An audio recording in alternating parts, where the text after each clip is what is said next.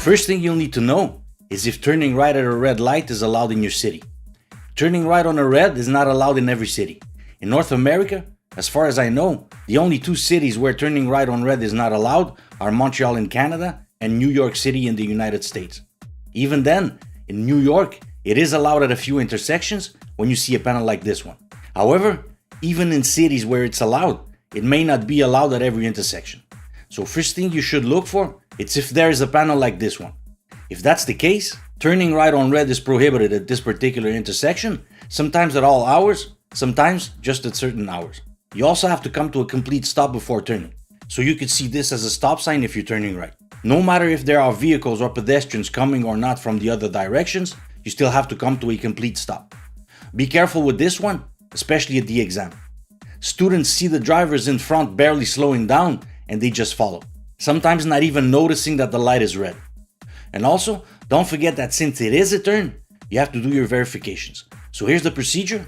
Come to a complete stop, look to the left to see if there aren't any vehicles or pedestrians coming, do a visual sweep of the front, then look at your mirrors and blind spot to the right, and if the coast is clear, you can go.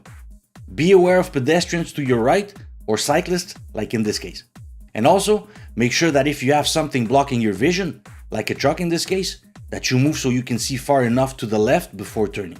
Also, turning right on a red light is an option, not an obligation. So if you don't want to do it, especially at the exam, you don't have to. And it's not only people doing their exam that don't do it, so don't worry. Even if there are people behind you, you have the right to stay there and wait, even if they honk at you, which by the way, they're not allowed to do in this situation.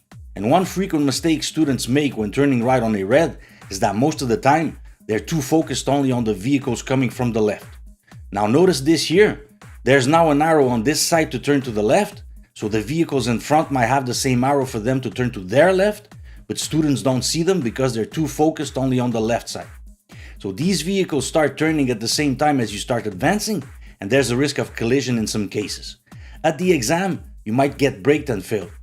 Remember, when turning at a red light, you're last in terms of priority. And just as a side note, turning right at a red light is allowed because you're crossing the least number of lanes possible. That's also the reason why turning right should be your first option if you're at a red light and have to move because there's an emergency vehicle behind. And the last one that causes a lot of confusion is when you come to a situation like this one. Is this a right turn on a red? It isn't. If we were there, then it would be a right turn. But where we are now, we're actually going straight, but in a lane that curves, if that makes sense. Here's the same intersection seen from a top view. In this case, there's a panel to avoid the confusion, but you might come to a situation when there's none. So if that's the case, and you see two sets of traffic lights, the one in front of you is for you to go straight, and the one on the left is for the vehicles on the other side. I hope you liked this video. Thanks for watching.